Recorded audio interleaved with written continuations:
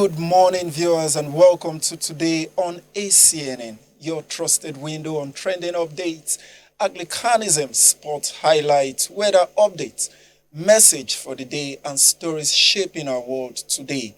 We are going to be challenging perspective and breaking stereotypes to bring you stories anchored on integrity, guided by truth, and viewed through the lens of faith. We would be bringing you update from the Nigeria National League One and the growing conversation around the Konak FC. Today is actually our sports special. And we would also be reviewing the Thrilling Unity Cup final and Super Eagles International Friendly match and the UEFA Champions League final. Arsenal fans are celebrating history.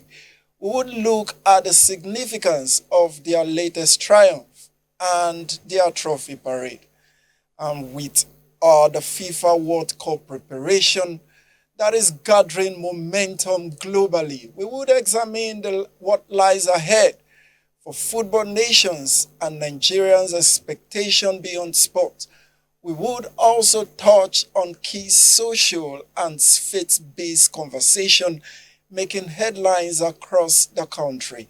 Stay with us as we inform, inspire, and engage you right here on Today on ACNN. I am Godwin Ujiri, your anchor, but I'm definitely not alone this morning in the studio. Joining us to do justice to all of our issues this morning is no other person but a regular face on the show, in person of Mr. Obina Uduche. Mr. Obina, good morning. Good morning and good welcome. Morning, viewers. Welcome to Today on ACNNTV. Thank you very much. All right, thank you so much. Mr. Obina happens to be a political and sports analyst.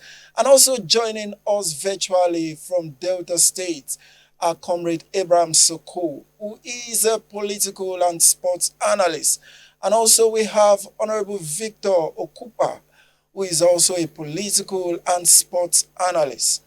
Joining us also from Kwara State is the Right Reverend Dr. Solomon Olushola Akambi, who is the coordinating bishop of the Church of Nigeria, Anglican Communion Football Club, Konak FC, and the sitting bishop of the Anglican Diocese of Offa. Let me start with Mr. Soko, Comrade Soko. Soko, you're welcome. Good morning and welcome to Today on ACNN. Yeah, good morning, Mr. Obina. Good morning to our viewers. Good morning to all, Mr. Godwin. I'm very happy to be here this morning. All right. Thank you so much, Comrade. And Honorable Victor Okupa, good morning and welcome to Today on ACNN. All right.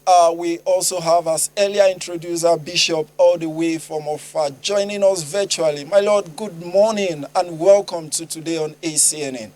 Good morning to you. I'm excited being here this morning. Good morning. Good morning, my Lord. We are honored also having you on the platform today. Our viewers, remember, you can be part of the show by calling in the number showing on your screen, and also by sending your comment via our various social media platform. But first, we would be taking a look at some select newspaper that came in this morning. And with me on the front page would be the Vanguard. A whole lot of developing stories this morning. And the Vanguard is leading with this story. It says, Senate to federal government and also security agencies deploy all resources to rescue kidnapped school children. This story can be seen on page 5. And also above the Vanguard masthead there, we have gridlock returns as truck shorts my 2 axes of Oshodi Apapa Expressway. This story can be seen on page 7.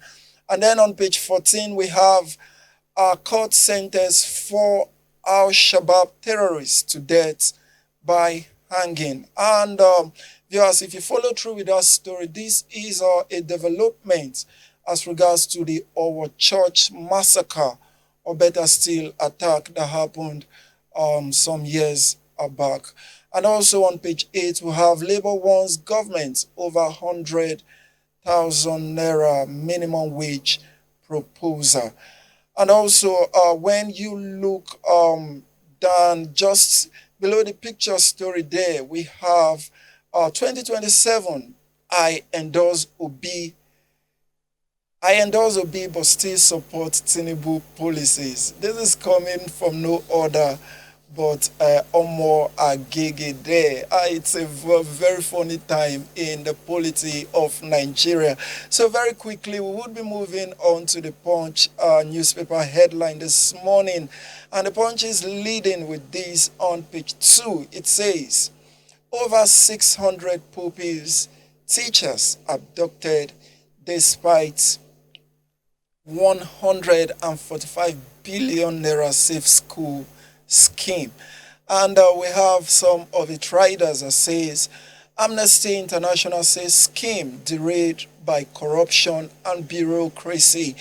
And also we have bandits demand detainee release in exchange for abducted Oyo school children. And lastly on that, we have NUT threatens school shuts down as Oyo Assembly rejects negotiation with bandits.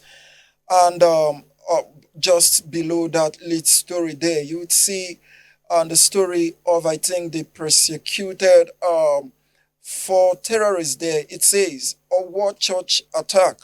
4 terrorists sentenced to death. Ayedatiwa hails verdict. And this story can be seen on page 7 of the Punch newspaper for you this morning. And also on page 20, we have police launch manhunt as gunmen adopt Adelabu's sisters and nephew. And then also on page 9, lastly on this, we have bank make 209 billion from account maintenance fee in 3 months. And then lastly on insecurity, we have looted weapons from Libya found with Nigerian extremists. This is coming from the UN and can be seen on page 2 of the Punch newspaper. And then I'm just seeing a very important one here. On page 29, we have voter data leak.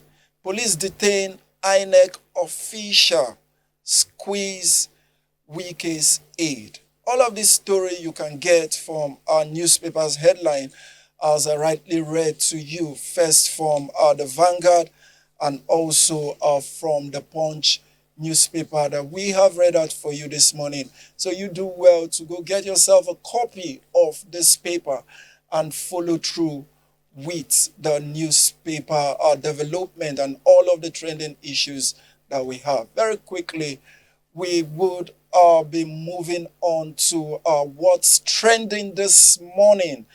And we have a whole lot of issues to discuss there. First, we have our Senate to federal government and security agencies deploy all resources to rescue kidnapped school children. And also we have over 600 pupils and teachers were adopted despite 145 billion safe school scheme. A whole lot, I tell you, that we have for you to discuss this morning. But before we go ahead with the conversation, we'll take a breather while we take a few video that is related to the story that we are discussing this morning. And one of it has to do with the level and the state of banditry in Nigeria. So let's take a watch.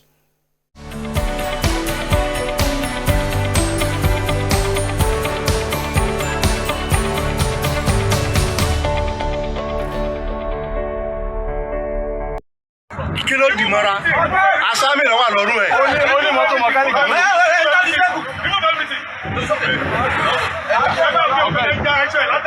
Ẹ jẹ́ àwọn tó wà lára rẹ̀.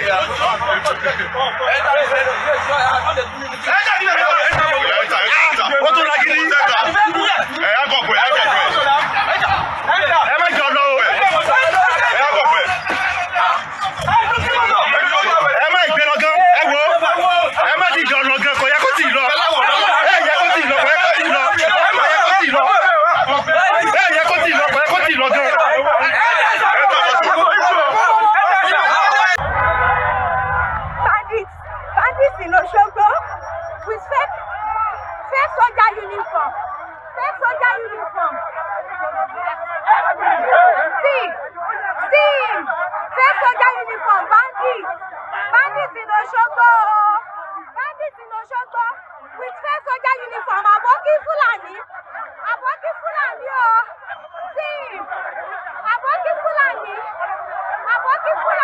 in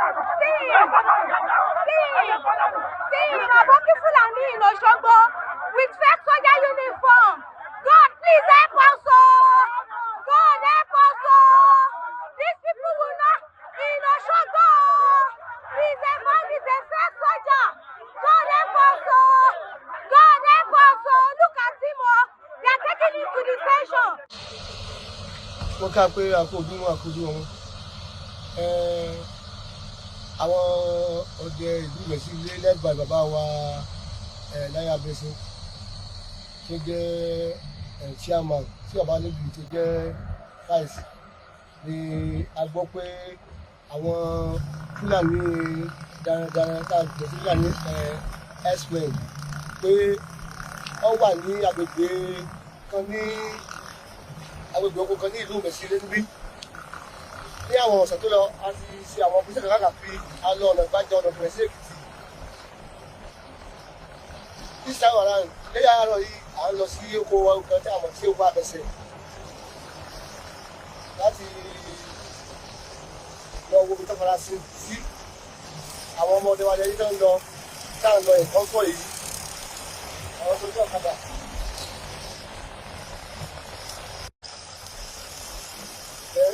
Bàbá wa tó jẹ́ alága àwọn ọlọ́wà lómútò tó ń wa mọ́tò yìí bàbá wa Láyé Abẹ́sí Clement àwọn ni alága ọdẹ.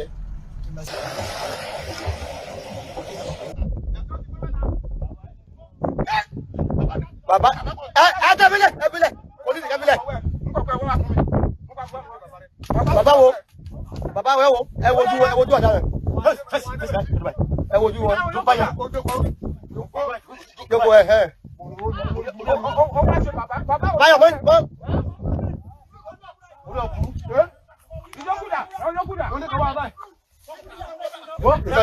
Wíyí wá, ó sì kú kán. Ayọ̀ àjẹkọ̀lá. Ẹ̀rí wọ̀ ló kúkú wọn, àwọn náà gba dẹ́gbẹ́ ẹ̀wọ̀ tí wọ́n.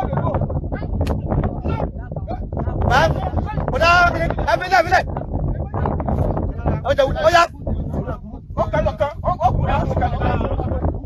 Túndé wẹ́dọ̀ jàre, kíkèké, ọ̀wẹ́dọ̀.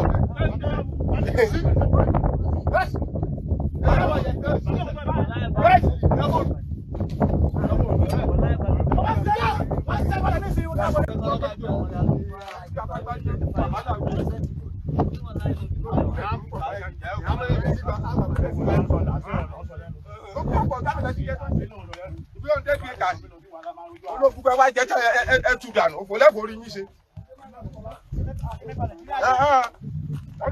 Àwọn tó ń ba Nàìjíríà jẹ́ ọmọ ẹ̀bá ìjọba Tinubu jẹ́. Wàhálà tó ṣe lẹ́gbẹ̀ẹ́ kò yẹ wọ́n ọ̀run ó dì mí. Àwọn èèyàn tó ń jẹ́ pẹ́pẹ́ ó ṣe wàhálà òkú ọ̀dọ̀ àwọn ọmọdé. Òun ló gẹ̀ẹ́sì tó jẹ́sẹ̀ wọn. Òun wà tí gègé àbí. Ọmọ láti bí. Ló ti mi gbọ́dọ̀ jí olè ẹ̀wọ̀ yàrá àwọn ọmọdé àgbà ọdẹ nílùú Nàìjíríà ẹ̀wọ̀ rẹ̀. Àti ọ̀gá tó wọ fìlà green àwọn gbẹ ló gẹ̀ẹ́ tó jẹ́sẹ̀ wọn. Àwọn yìí great hunter.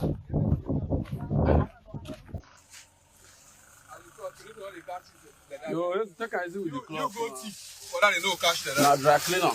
Yeah? Easy now. You go say make I raise am for you. Raise am. You ought to excuse this cloth.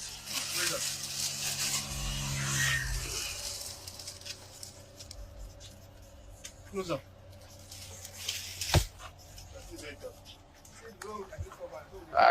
You want to stop me the first too much now. You take it easy. If you say make I stop, I'll stop for you now.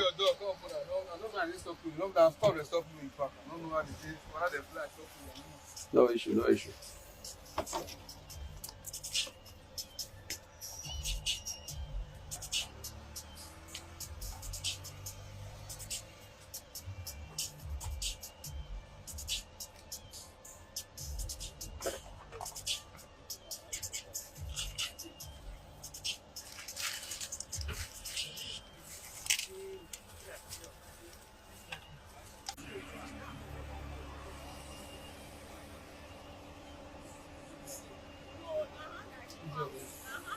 You don't know drugs, you drop on. Wait, not go spoil on. You say my open up for you. I open up for you.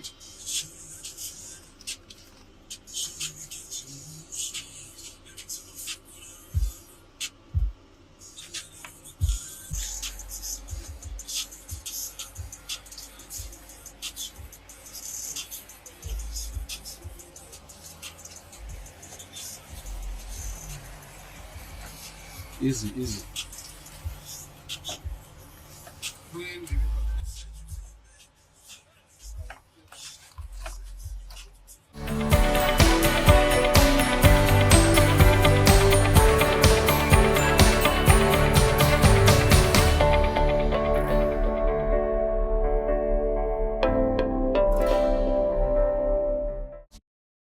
Welcome back, viewers.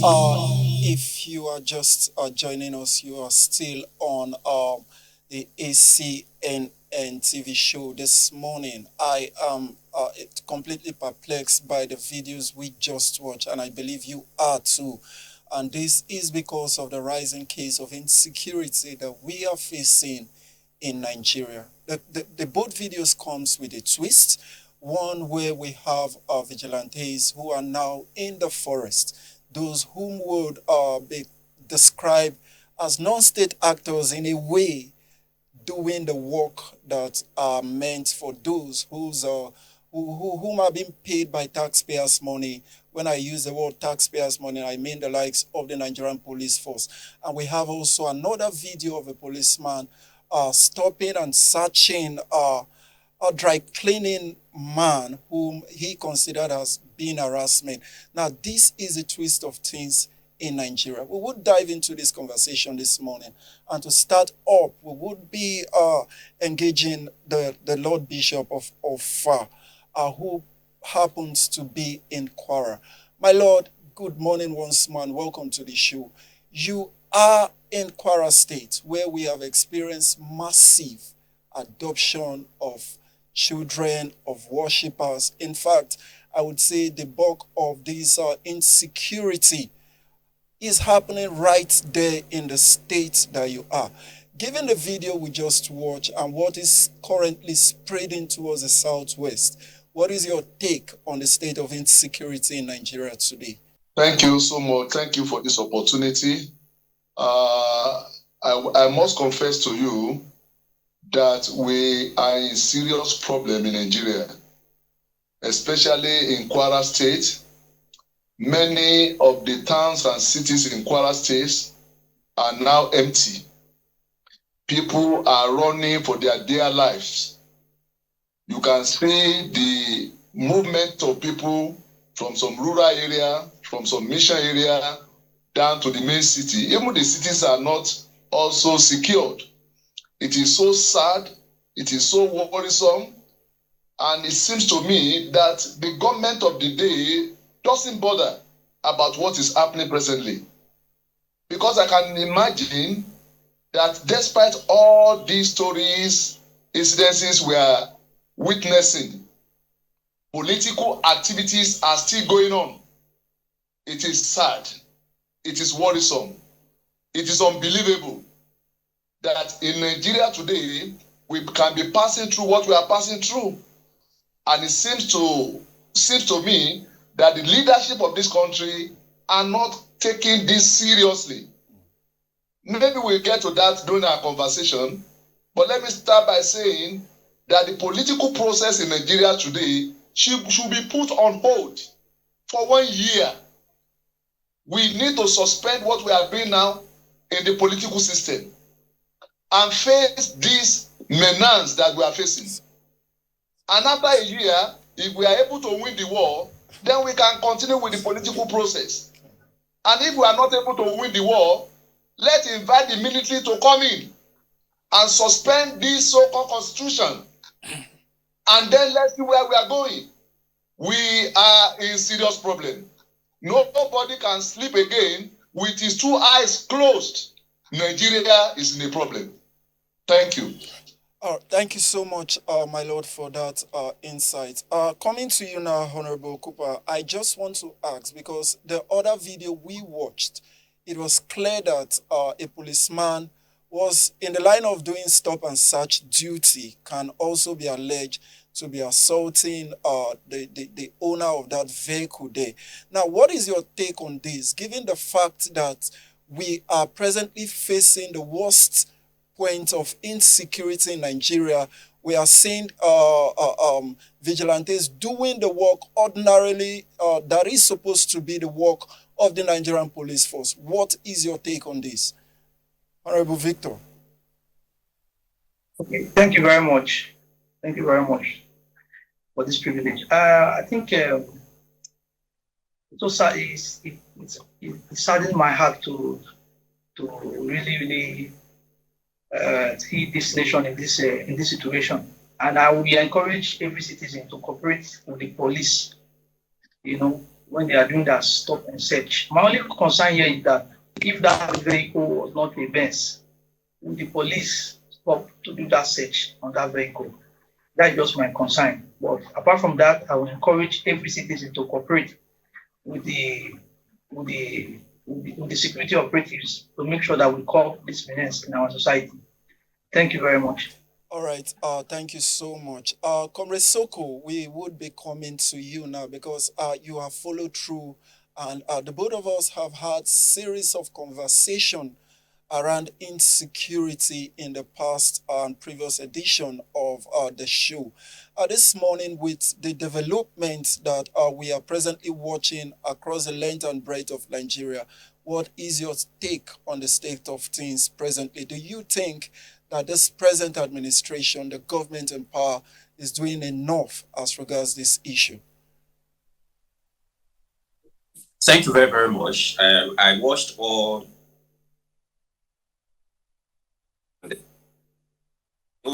the incident, the stop and search. I think I am totally with Honorable Cooper on that.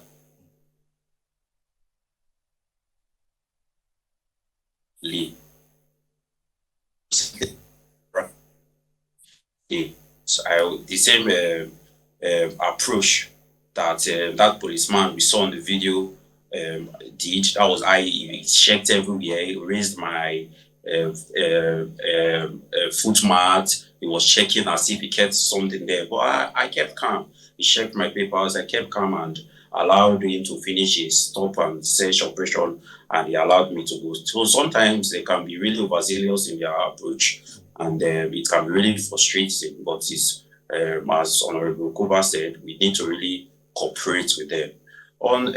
You also spoke about the fact that non-state actors seem to be doing the work of policemen also right now. I don't think that there's anything wrong with that, because we have always, as a country, the policemen in our employ, they are actually not enough to actually secure everyone. That is the fact. We have about, the last time I checked the data, about 300,000, 400,000 policemen securing almost 240 million citizens. That's actually not enough right now. So we need as much non-state actors, personnel as much as possible, because this will enable, these non-state actors will enable us to be better secured.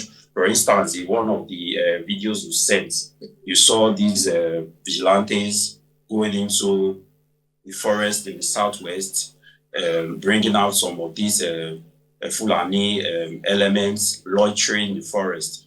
I would also add at this point that these individuals, they were not seen with arms. From the video I saw, none of them were seen with arms. Apart from that other guy that was impersonating the soldier, none of them was seen with arms. But it begs the question, what are you actually doing? Loitering the forest, especially the southwestern state forest. What are you doing there?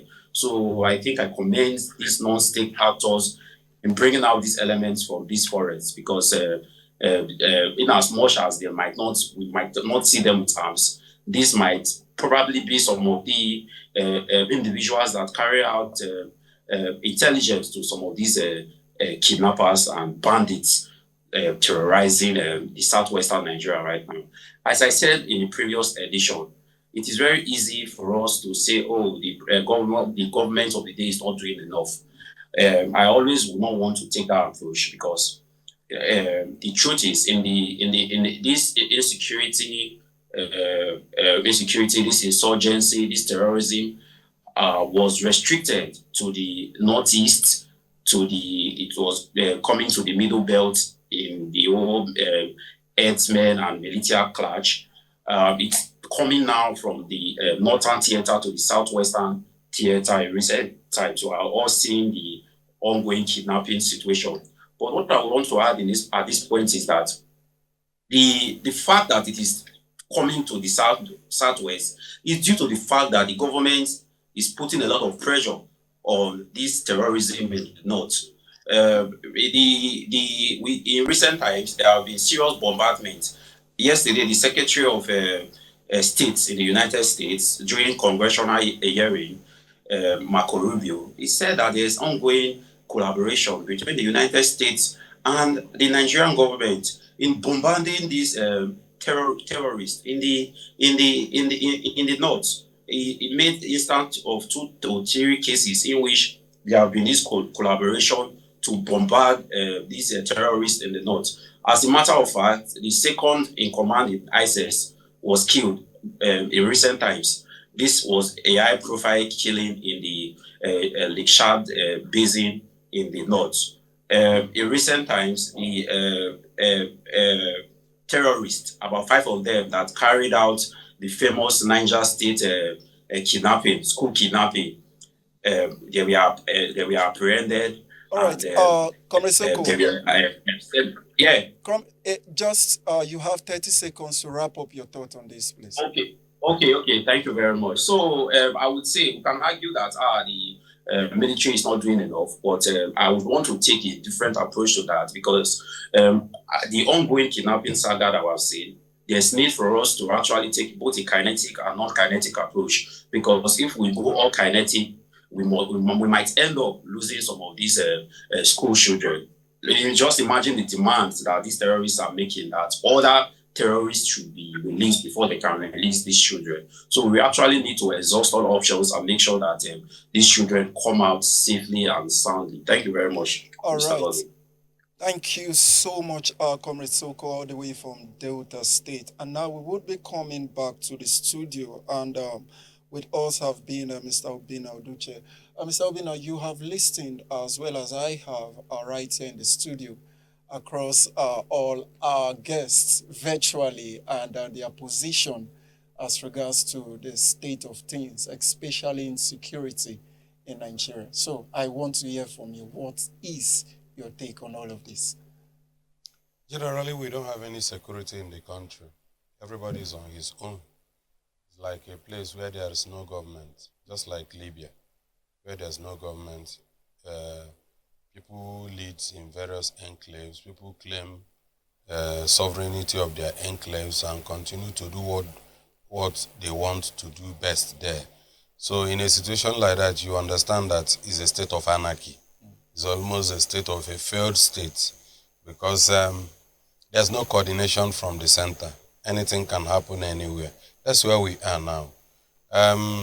For example, now, in a country where we are, when you see people traveling in group, your heart will skip. It's not supposed to be. For example, I was watching one of the social media videos in one of the western states.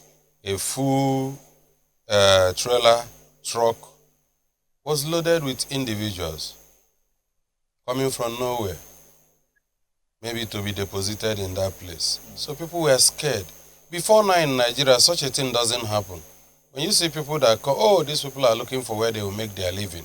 But now it's no longer like that. People are scared. And actually, when those people are gotten and interviewed, you found out that they don't have any direction. They were being sent, keep, to await other instructions so that nefarious activities will be carried out. That's where we are in Nigeria. So, and from Soko said, the police are overwhelmed. What's the number of police in Nigeria? Even when we criticize them for doing things that are not in line with duty, they are not. Their number is very small, so they cannot contain the situation. Put police together with our army, and other paramilitaries, they cannot contain the situation in Nigeria. So there's no security. Look at, we're a country where school children of 1 year, 2 years will be kidnapped for weeks and nothing is done about it. And you see them dying, see them being beheaded, and a lot of negative things happening, and nothing is done about that. And you see some people in government, they have the mouth, the guts to say that after all, this is not the first time this kind of thing is happening. Is that what a government should say? Government should work for even one citizen to be saved, to be safeguarded. America came into Nigeria unannounced to rescue their citizen that was kidnapped in Nigeria, just a citizen. But they came in and rescued that citizen. That shows the importance of the citizens to the government of the country. So I think our government should forget about anything campaign, forget about anything 2023. The primary aim when he was swearing, yes, and go into giving us security. On the day of election, can people come out to vote? People are scared. People don't travel on road any longer. Even when you travel on air, you must go on road. From that airport to your house, anything can happen. There is no longer safe haven in Nigeria. So there is no security. Only thing is that we only believe in God, which I don't think that all those things are okay now. Because there are things we can do on our own. We're overstretching God. There are things He has given us the power and the opportunity to get it done for ourselves. So there's no security. That's the bottom line. All right, viewers, there you have it from all of our guests, both virtually and with my guest here in the studio. And we'll be moving on now to the next segment of the show, the Anglicanism segment.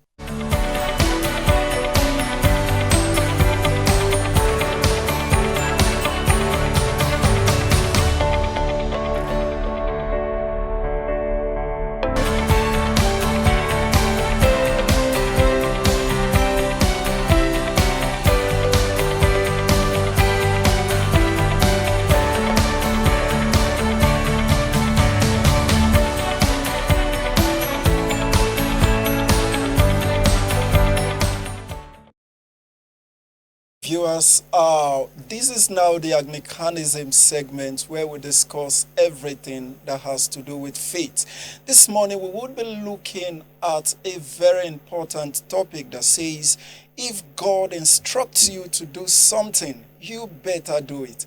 And this is a topic that was raised from one of our fathers in faith in person of the Bishop Theologian, Bishop Asaju. So please, let's take a breather and watch that video, and then when we come back, we engage in that conversation also.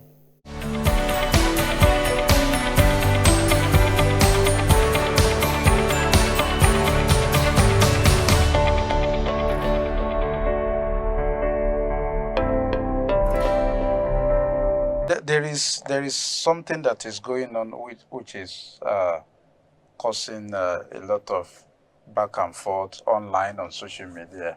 Is the issue of tithe. And number one is to actually say, one of these popular pastors said someone who is not paying tithe is under curse.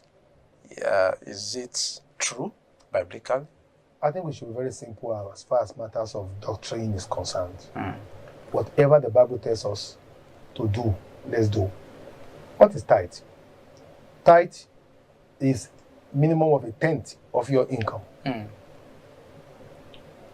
It's like tax to government employee. Do they seek your opinion before they impose tax on you? No. When you are employed, won't they take their tax at source? Yes. What's the purpose? To run the government and provide services. If you don't pay your tax, what happens to you? You in America, you could go to jail. No, it's a simple logic. A church is an organization that has to be maintained. People have to be paid salary. They have to pay their due to government. They have to build structures. They have to do a lot of things. So God now says, 1/10 of all what you come to you as income, give it to my house. If you don't give it to my house, truly, you have robbed me, because it's my entitlement. In reality, those people who are rich who died recently as a result of COVID-19 or whatever, Of what use is their wealth? Gone. Yeah. Of what use is the aeroplane? All their resources. Our life comes from God. The doctors have no control of our life. God gave us, He takes. So you have nothing. So if God has given you the power to make wealth, and He gives you the power to breathe, power to wake up and sleep, and you are saying that this same God, you cannot give Him a tenth of what He has given to you, then you must be a thief. God is laying claim to it that this is my portion. You have robbed me, all of you, by not giving me this time. If you don't give it to me, He said, I will not rebuke the devourer for your sake. The caterpillars and the palmer worms, I will not rebuke them. He said, there's nobody, it's not a question of man cursing. It's God Himself who has put a curse. So it is, as long as you're a member of a church, you have to pay your tithe. You can't be a member. If you're a member of an association, they say pay your due, you argue with them. It is the tax you pay as your contribution as a member of that body towards the running of the system. Because the system has to run. Otherwise, there will be nowhere for you to stay. Look at this beautiful secretariat. It cost a lot of money. To maintain it is very expensive. So you must pay your tithe. We argue too much over matters we don't know anything about. I think tithe is compulsory for all Christians. If they choose not to pay it, it's left to them and God, not to the church. The church should not pronounce any curse on anybody, but God Himself is going to do it. And that principle is not just that. If you look at Haggai, for example, you can see that God says, look, consider your ways. Consider your ways, O house of Israel. You labor, you have nothing to show. You bring in money, there's a hole that takes it out. You bring a little in your hands, I blow it away. He said, why? He said, because you are minding your own business and your own houses, and you are abandoning my own house. Should your house be better than my own house? He said, that's the reason why I have covered the heavens. It has become like bronze for you. You struggle, nothing comes out of it. He said, you go to the mountain and go and get wood and build my house. And then I will open the windows and bless the work of your hand. So it's a choice between man and, between men. If you choose to disobey, it's like in Deuteronomy 28. If you obey, the blessings will come. If you disobey, the curses will come. God has put blessings and curses there. It's the man's choice that will determine which one he takes. So as far as the tithe is concerned, ask yourself a question. Is it normal practice? Yes, even governments do it. Is it something that our own indiscretion? No, it is mandatory. Is it reasonable? Yes. Is it economically viable? Yes. Who ordained it? Is it man's invention or God's directive? If God directs you to do anything, you better do it. You better do it. Let's avoid all these arguments. They know little about theology, but they are doing it as an escapist attempt for them not to be committed to the church, because the church is under assault. So if you economically disadvantage the church by having access to the tithe, you kill the church. Satan is attacking. They now want to come inside to stop the church from its economic sustenance. It doesn't make any sense. We should pay our tithe. We should not argue. Do you argue with government when they take their tax? They don't. You don't argue. You have to do it. If you don't do it, you go to jail. So why can't you go to God's jail if you pay your tithe? We should be committed. Anglicans are Bible-based. When God says do this, we do it. In fact, our old mothers, they never argue. Our fathers never argue. Whatever they got in the marketplace, they will go and set aside their tithe in the villages. And when they want to give their money to God, they will not look for the currencies that are rumpled, that are dirty. Because even in the Old Testament, God didn't receive animals that were blemished. They will look for the new nose and give to God. They say, let us take the one that can spoil the others. If God has given you 100 things, He said, take 90 and give me 10. And you are still arguing? We must be ungrateful indeed. They have forgotten that we are finite. God can take off any man at any time. Heads of state have died in that rock. What could anybody do? Coronavirus has shut down the whole world. What could anybody do? So if that same God is even taking money from you, aren't you lucky? I think we should give. For those who really know the value benefits of tithe, they should even give more than 10%. And we know that there are benefits. The more you give, the more God will preserve the 90% and give you even more. The other part of the question is people saying, okay, it may not be compulsory I take my tithe to church. What if I give my pastor? What if I give the less privileged? Is that also? The tithe, He didn't say take the tithe to your pastor. He said take the tithe to the church, so that there will be food in my house. The emphasis is the house of God. House of God. House of God. Institution, the establishment, not to any particular pastor. No. If you do it, it's good, but regard it as an offering. As soon as you give it to that pastor, it's no longer a tithe, it's a special prophetic offering. And he will bless you, you will get it there. But the blessing of the tithe is not yours. The tithe is supposed to be, do I have the freedom to pay my tithe and my tax to a friend or a pastor? No, you pay it to government. That's what the law says. It's a tax. It's obligatory on me for running the system. You have no alternative by giving it to other people, because an Anglican should not say because they have one problem or the other, they go pay to other places. Where you are fed the word of God, where they pray for you and they give you pastoral oversight, that's where you are supposed to control. I can't go and pay my tithes to Ghana. It's Nigeria, where I belong. That is the principle, sir. There's no strange principle here other than the one we run in the secular arena.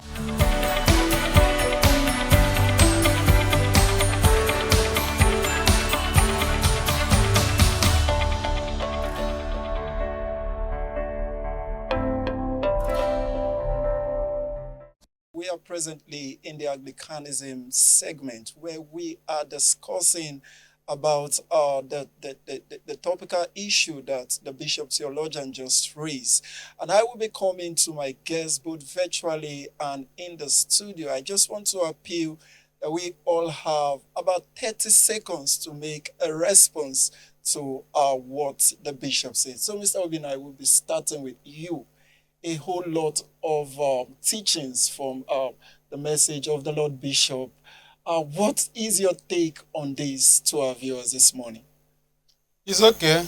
About tithe, where pastors normally quote is where they believe that will convince the congregation so that they will be paying tithe to the church.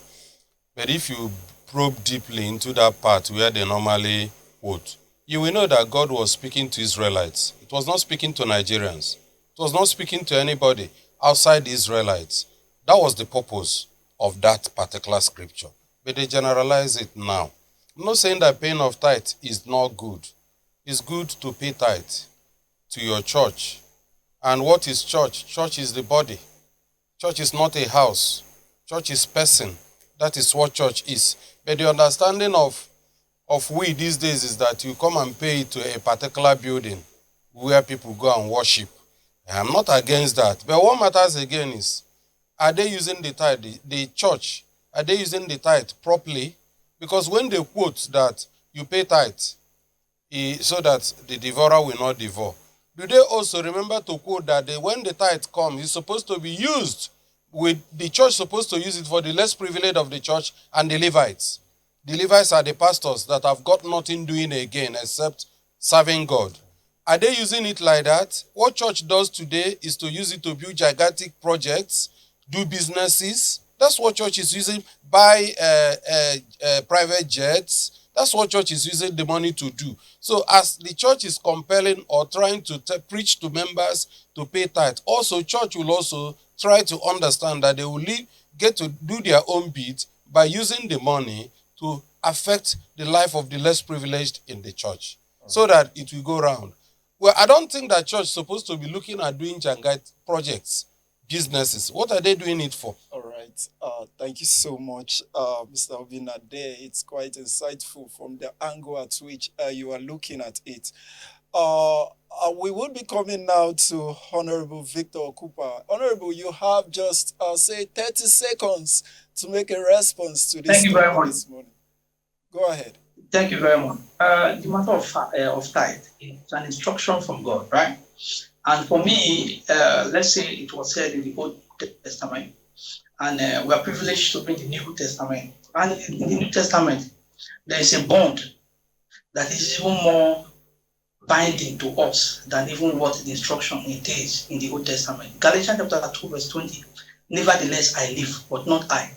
And I live by the faith of the Son of God. So therefore, for me, tithe is the least I can do. It's the least. I don't argue it.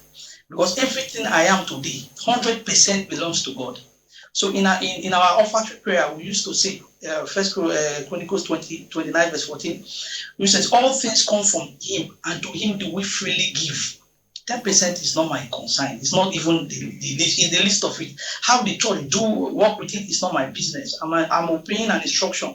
And the instruction in Galatians chapter 2 verse 20 now means that 100% that came to me belongs to God. Whatever thing I'm doing from it, even though it's tight, even though it's good works, even though it's giving out, it proceeds from the faith of the Son of God who is now alive in me. I am dead in Christ. So I'm not holding back 90%. Everything goes to him. The tithes, other offerings are there. And we must do diligently to make sure that the storehouse is fit for good works.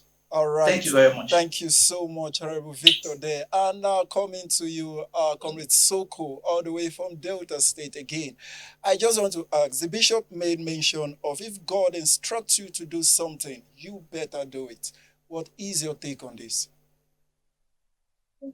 Yeah, thank you very much, Mr. Godwin. I think I agree. I lean mostly towards what Mr. Obina has said in the studio.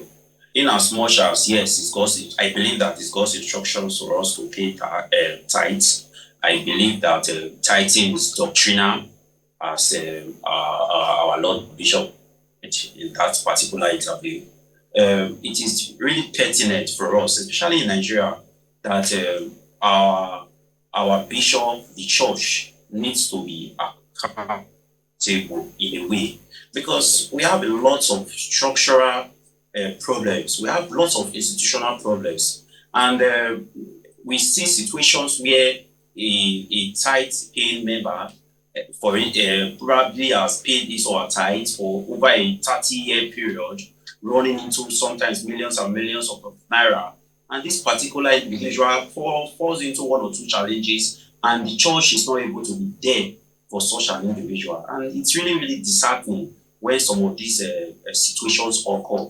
In as much as we actually want the blessings from God, sometimes the blessing also has to be physical.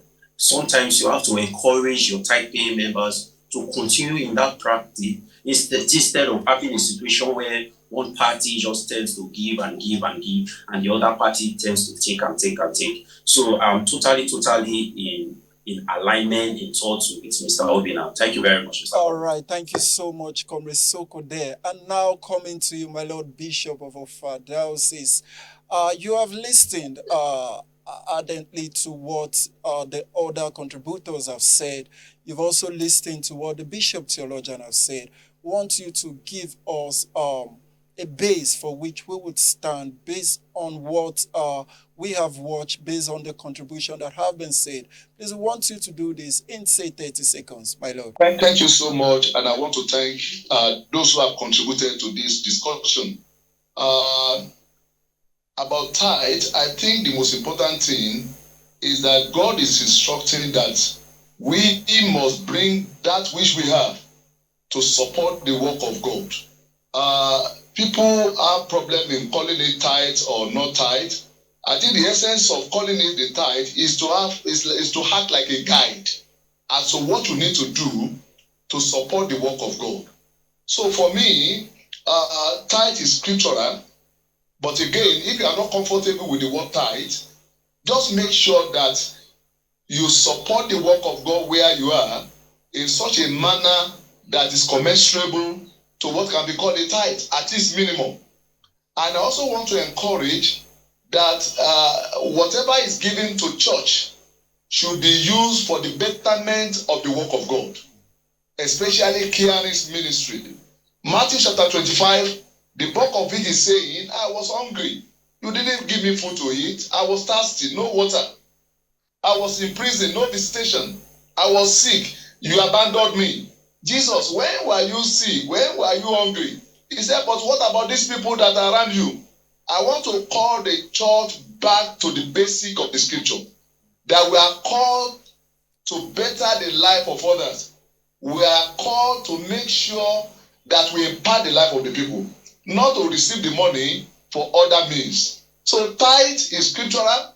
If you are not comfortable with the word tithe, just make sure that you give something substantial according to your ability to support the work of God. I know a member of my church who I can't get a record of his tithe, but occasionally this man will bring a bulk of money and say, this is for the work of God.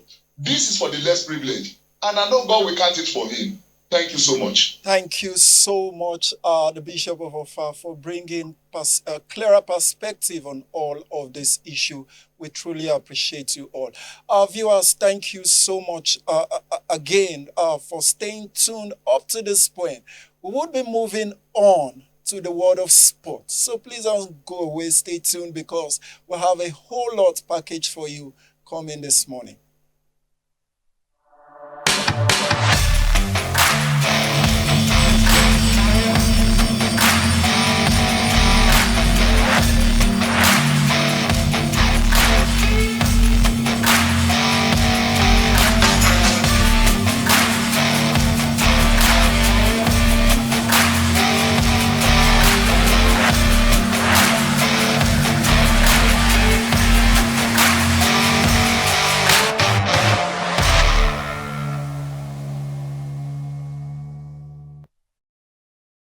Viewers, this is a world of sports right here on today on ACNN, where we will be discussing all that concerns sports, where we drop all of the political banters and social issues, but discuss issues on the world of sport that brings joy to the heart of every person. I tell you the truth. This is where we put smiles back on our faces and engage you with all of the banters that bring so much joy, especially at this time where there is so much to celebrate, even in the world of football. So welcome back. We will be going straight now to the Punch Sports Extra that came in this morning, where I will be reading to you some of the headlines and some of the trending that we have there. And on the Punch Sport Extra this morning, we have 2026 Team of the Season. This can be seen on page 6 of that paper. When you look straight to your TV set, you would be seeing some of those pictures of players there, the Super Eagles players that are making us proud and doing a whole lot in the world of football with us this morning. So just take a look. You would see their position and all that they are doing. And then on page 2, we have Opera back Osime PSG move. And then also Joshua feels no regret ending Paul's career. I think that is a debut there, and when you watch, you will see how severe that punch is going on to the opponent. And then page 7, we have sad Nigeria not at World Cup, and this is coming from Onuachu. And then also on page 7, we have Eagles motivated despite World Cup heartbreak. This is coming from NTD. And then on women football, we have also on page 7, Ajibade Unadozie boasts Falcons camp ahead of Senegal friendlies. And then also on page 4, we have Chelsea set 70 million euros Cucurella price tag. And then on page 4, we have Arsenal battles Bayern for Brown. This is much we would be taking on the front page of the Sport Extra this morning. And then we would, at this point, be diving into the discussion segment on the show.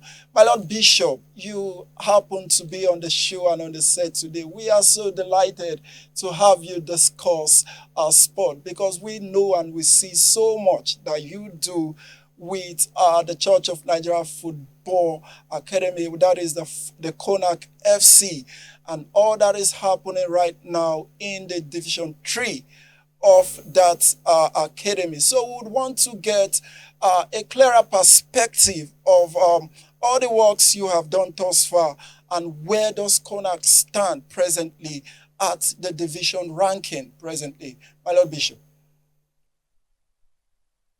Thank you so much for this privilege. I want to start by appreciating the primate of our church, the Most Reverend Dr. Henry Undukuba, who by the grace of God, God has given the vision to use sport as an avenue to bring the youth to Christ. not only to bring them to Christ, but as an avenue to assist the youth who are talented and who have desire to make football something worthwhile to use for their future as a career. So I say thank you to our primate and all the bishops in the Church of Nigeria for this laudable vision. I want to bring to your notice that we started with Konak FC, which is Church of Nigeria Anglican Communion Football Club, about 3 years ago, and we participated in the nationwide League 2, and we are still there. But it is interesting to note that last year we also purchased a slot in NLO1, Nationwide League 1. Last year we participated, we did well, and that is what we call Anglican Football Club. So we now have both senior team and junior team in the Anglican Church. The NLO1, which has no age limit, is called Anglican FC, while the Konak FC is the under-19 team of the Church of Nigeria. This year, we have completed the NNO1, which is Anglican FC, under Nationwide League 1. And it is interesting to note that we played 8 matches. We won 3, we drew 3, and we lost 2. Total 8 matches. We won 3, we drew 3, and we lost 2. And out of 9 teams, we are rated number 4, which is not too bad. And by June 24, this month, the NLO2 League will start in Abuja, which is under 19. We have some players on ground already, but by next week, Tuesday and Wednesday, we will be in Ilesha, Osun State, where we will be doing trials and recruitment for new players in the Southwest. So in summary, we thank God for this vision, and I can assure you that we are moving higher. Not only that, we also have a partner with Brazil. During G26 held in Abuja, the Archbishop of Brazil, through our primate, is taking on board. And very soon we are going to have a partnership with our church in Brazil to bring some of our players to play in Brazil. We are also connected with some clubs in Europe, and very soon we should see some of our players going to Europe to play professional football. Thank you so much. Thank you so much, my Lord Bishop, for that insightful analysis and the comment as regards Konak FC and what the junior ratings are presently doing. Sincerely, I am, for my own self, I am surprised. I never knew we've broken through the length and breadth of football in Nigeria. Thank you so much for the update. We're grateful you are on set with us this morning. And now coming back to the studio. Mr. Obina, you listened very attentively. I saw you to what the bishop is saying. What is your take as regards to what the Church of Nigeria, fully funded, fully supported by the primate himself, is doing as regards to football? Oh, that's very wonderful. Very, very good. At least, you know that football is one of those sports that lifts the spirit of 99% of youths in Nigeria. You remember that whenever they are playing football, Nigeria is playing any match, the thieves, the kidnappers, everybody will be marching to where they will go and watch the match. It's after that match that they will now know, I will know I'm a thief, I will know I'm a kidnapper. But when we are watching the match, all of us are Nigerians. So it's one of the things that binds us together. And also, it's also a money-making venture. Because for us to keep the youths out of evil, such a thing, if they are given the opportunity, those that are talented will make living out of it. So I love what the Church of Nigeria is doing. I love what the primate is encouraging now in the Anglican Church. And I believe Anglicans will give a support to that because it's going to yield a very positive result in a double quick time. In a double quick time, you will see some of them going to play professionals from there, because it's a sort of exposure to them, to international world. So I think it's a good one, and they should not relent. They should continue. And one of the services, this bishop that just spoke came to our church to speak to the church the need to support the sports, the football. And I believe that is one of the areas church will be looking into, building people. That is one of the aspects of building people. So people that get into this, from there they will make living. And from there they pay tithes to the church. From there they give offerings to the church. From there they give money for the less privileged in the church. That is how to build. When you build, you get a return from it. So I think it's a very good one. All right. And I will say kudos to our primate, kudos to the bishop, our bishop that is supervising it. He has a passion for that. Because when I heard him spoke in the church that very day, I knew that this man has a passion for what he's doing, and he will go places with it. Thank you. Thank you so much, Mr. Obina. My Lord Bishop, just the last question for you on this. We have listened to you. We have also followed through on the development of Konak FC and also the junior ratings there that you spoke. I just want to ask, are there specific needs you think people, say maybe sponsors, because when you follow the NLO, you discover that it is majorly funded by church, it is funded by individuals, sometimes politicians and the rest, and in our own case, funded by the church. Are there specific needs that you would want people to know and maybe come true for you and the team? Thank you so much. I believe that we're all aware that football is money intensive. So much has to be put into it for it to yield the necessary result that is expected. For now, we are struggling with having a place to stay. We must have a camp where players will stay and be comfortable. We are presently using a place temporarily. So we are looking forward to having a conducive camp center where these youth will stay and be comfortable. We also need to have a very good playing ground for their practices and for their matches. These are things that are needed. And again, if we have these players, they must also be given something to live upon.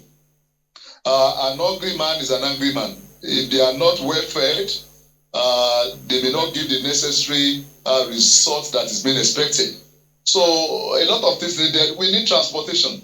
I want to thank the primate who has given us a coaster bus that we are using presently. But I think we are in need of sport equipment as well. And we call on all Anglicans and even some institutions to please come around and assist us. And I want to thank some churches that were visited so far. One of our guests is actually corroborating that we go around churches to seek for support, and I know that we will get there. Thank you so much. Thank you so much, my Lord Bishop, for all that you have said on the show today. Very quickly, we would be moving down to Europe, where it's all celebration. I tell you the truth. But on a sad note for me, though, and I believe Comrade Soko would understand better. He would understand better. But I tell you, this time around is a season for us. I wouldn't call names now, where we would carry our shoulders high because we fought even to the end. On this note, I would be bringing in Comrade Soko now as regards the Champions League final that was played between Arsenal FC and PSG. Comrade, and also the victory parade of Arsenal. I would want you to talk on this both issues this morning. Let's get your perspective on it. I can't hear you very well, Mr. Godwin. All right, I would have to take that again. Can you hear me now? No. I think we'll have some network issues. It's very low. Okay. All right. I would be coming back to you. Let me engage Mr. Obina on this. Mr. Obina, I don't know the club you support, but the Champions League final was actually just played. It was something else, I tell you.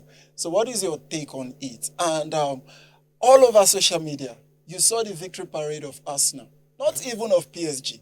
So, what is your take as regards that final first before the victory parade? It's okay. Arsenal tried. I wished they carried the cup because this season is their season.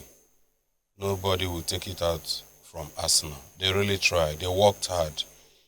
Going through the Premiership, they worked hard to get to the top. And also going through the Champions League, they worked hard to get to the top. I think this is one of the best performances they've had in recent times. So I gave it to them. They really tried their best, but sometimes it doesn't work that way. Throughout that play, you will understand that Arsenal gave their best, but penalty can be anybody's game. Yes, it can be anybody's game. So I still gave it to Arsenal. They really tried.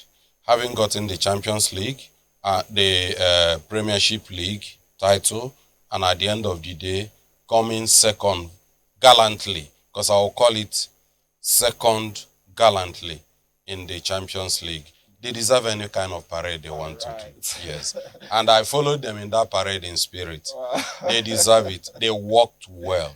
And I hope that they will continue with the spirit in the next season. So that at the end of the day, as they did not get the Champions League this time around, by next season they will get it. Because they've got what it takes to get it by next season. Thank you so They've been much. very consistent this season, especially in the Premiership. They were very consistent. In the beginning, they continued to maintain the lead. And they maintained that lead until the last day. And they got the title. So I'm very happy for them. Kudos to Arsenal fans. Right. And kudos to Arsenal. Thank you so much, Mr. Obinna, right here in the studio. And then, Honorable Cooper, I would be coming to you now. You gave, what do I say now? You gave your prediction as regards how that match would go. So what is your take presently as regards the outcome? And Arsenal looking as though they forgot about the loss and they are still in the euphoria of still celebrating the Premiership. What is your take? So I would say big congratulations to Arsenal this season. It was one of their best season in 22 years. So there's nothing that can take away their joy. The outcome of the UEFA final is a penalty, and penalty is anybody's game. You know, I expected Arsenal to win though, but then it's not a bad season for Arsenal. So the victory parade was expected, you know, and I wish they had the Champions League trophy. It would have made a lot of senses, you know, more joy. You know, this victory parade, even London reported it, that they have not had anything like this. That shows you how big Arsenal is. That shows you how big they are, and they reclaiming their spot as one of the biggest team in England. I expect more from them next season. But then let us enjoy their victory parade, and celebrate the champions that they are right now. Before I go, I want to say a big thank you to the African Communion and to the bishop who has spoken on their engagement and the love for sports. You know, as Morgan Obinna have said, it's a very, very good venture, and we trust all of us Anglicans and Nigerians to support the African Communion in this endeavor to make sure that we have a team that can represent us, and also use this as an avenue to reach out to our youth. And this will encourage them to leave whatever thing that is bad they are doing, to pursue something that is right and that can make them to be celebrated. Thank you very much. Thank you so much, Honorable Victor Cooper. Comrade Soko, I believe you are now back with us. The Champions League final, it was one you predicted, although I remember vividly you were not in support of Arsenal clinching that title, especially because you are a Chelsea fan, and it looks as though your prediction have come to pass. But yet, all Arsenal fans still carries their shoulders high. So what is your take as regards the final and the victory parade of Arsenal? Yeah, thank you very much, Mr. Godwin. I would say that we cannot take it away from Arsenal Football Club that they had a very successful season. And this season culminated in them winning the Premier League title and going to the finals of the Champions League. I would want to say that for me, in the Champions League final, I would say good football won. Because Arsenal, they didn't play their best. If you look at the statistics, if you look at the possession, you see that they only got 27% of the ball for most of the match, and that was really not good enough. PSG had full control of the game. They have full control of the midfield. Arsenal were relying on counter-attack. I believe that was their game plan. And that was why a lot of people this season have criticized them that they play very, very negative football. And in as much as we want to see they play negative football and all the criticism, we cannot take away from the fact that they had a good season. But on that specific match, I would say good football won. PSG was the better team. We also saw that spectacular match against Bayern Munich, a match that made history. And I think that they were deserved winners of the Champions League. For one, I'm not sad that Arsenal lost that final. I actually predicted it, and in as much as I am not sad, I would say that Arsenal they are a most successful club this season than my own club, which is Chelsea Football. I will be very objective in that. So congratulations to Arsenal on winning the Premier League, the English Premier League. On the Anglican Communion, I would say that's a very, very good one. I think Mr. Obina also said it that this is the kind of things that we encourage people to even want to tithe, because when you see that your church is giving back to the youth, you are encouraged, because I said before that we have a structural problem in Nigeria, and with this Ponak FC, the encouragement of Ponak FC going into the NNO is going to really give hope to youths, to players, to talents that would not have had that opportunity to showcase themselves. Recently, there's a talent that is going to be bought by Newcastle Football Club. He developed from Nigeria, forgotten his name, went to AIK, and it's going to be bought. A very young boy, I think in his teens, 16, 17, is going to be a player of Newcastle by the grace of God. So I thank the Anglican Communion for giving these talents, these opportunities to actually grow in their crafts. In most times, we all agree that our football federations are not doing enough in terms of talent growth and talent development. So it's really, really good for the Anglican Communion to be really doing this at this point in time. Right. So thank you very much. Thank you so much, Comrade Soko. And my Lord Bishop, we would be coming to you now. And I was made to understand that you are an Arsenal fan. So first I will say congratulations to you. And then let me get your take as regards the final and also one of the biggest trophy parade that the world is experiencing right now. My Lord. Thank you so much. Let me appreciate your congratulatory message. Thank you. I'm an unrepented Arsenal fan. And I am happy that we are able to make it. As people will say, there are so many that may think that we are not going to make it, but we made it at last. Concerning the final match, it was so tough, and it is expected that in championship, such a match will be played. And as said by some of us on this platform, penalty can go either side.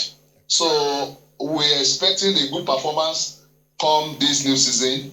And concerning the parade, we cannot have it better. It was very great. It was expected. It was a time of jubilation. And I also say congratulations to my primate, who is a Chelsea fan, and I wish all Chelsea fans all the best in the new season. Thank you. Thank you so much, my Lord Bishop. Thank you so much. It has been quite an insightful time with every one of you on the show this morning. But now we'll take a breather while we look at the weather update on today on ACNN.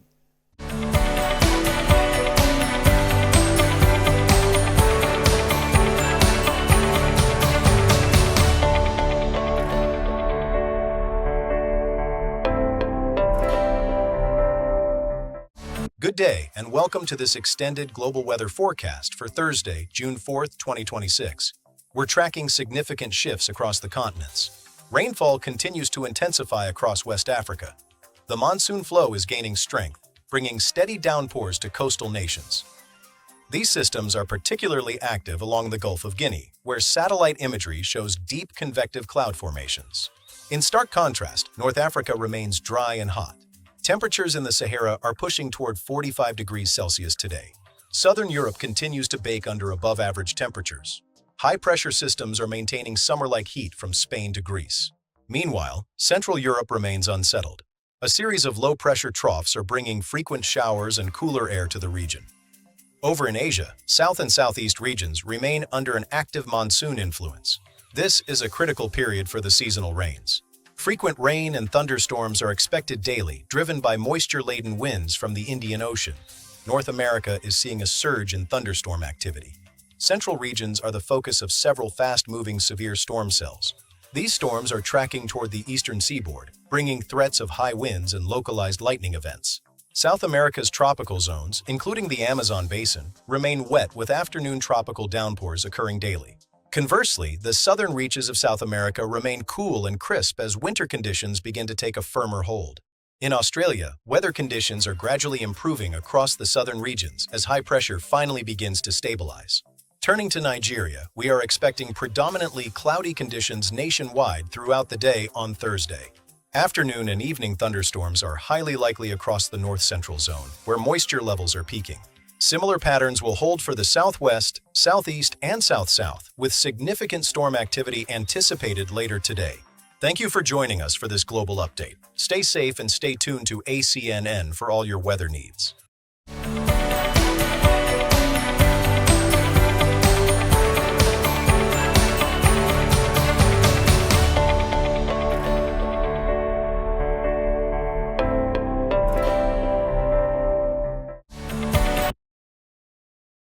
There you have it, the weather forecast brought to you on ACNN. Today on ACNN show, this would be the size of our package on the show today. And I want to sincerely, most sincerely, I must say, appreciate all of my guests that helped to do justice on the show today, in person of Mr. Obinna Oduche, who is a political and sports analyst. He joined me in the studio to give a insightful analysis on both the trending issues, the Anglicanism, and all other issues as regards to sport. Thank you so much. Thank you very much. For being part of the show. Thank you. And also to you, Comrade Abraham Soko, for being part of today on ACNN. Thank you so much for joining us. And also Mr. Victor Cooper, all the way from Delta State. Also, we want to say a very big thank you for being part of the show. And to our very esteemed guest in person of Right Reverend Dr. Solomon Olushola Kambi, who is a coordinating bishop of the Church of Nigeria Anglican Communion Football Club, Konak FC, and the sitting bishop of the Anglican Diocese of Offa. My Lord, we want to say a very big thank you for being part of the show today. Thank you so much. Thank you for having me. All right, viewers, there you have it. And I will not let you go without informing you that the PVC registration and update of your biodata is presently on. Have you checked for your voters registration status? INEC has opened its portal, and on its portal we have new PVC registration, change of address and polling units, transfer of voter location, replacement of lost or damaged PVC, verification and update of voter details. Don't miss this opportunity to ensure that your voice counts in future election. So we urge you to visit the INEC website via the INEC website and register before the deadline, which is for the 10th of July 2026. Register, verify, or to update your details today and encourage others to do the same. And also remember, you can get more of our programs via our various social media platforms and by staying tuned to the station. So we'll come your way again tomorrow with other interesting topics, same time, same station. Do have yourself a great day. And also we want to urge you to stay tuned for the ACNN prayer hour, which will be coming by 12 p.m. I am Godwin Ujiri, and bye for now.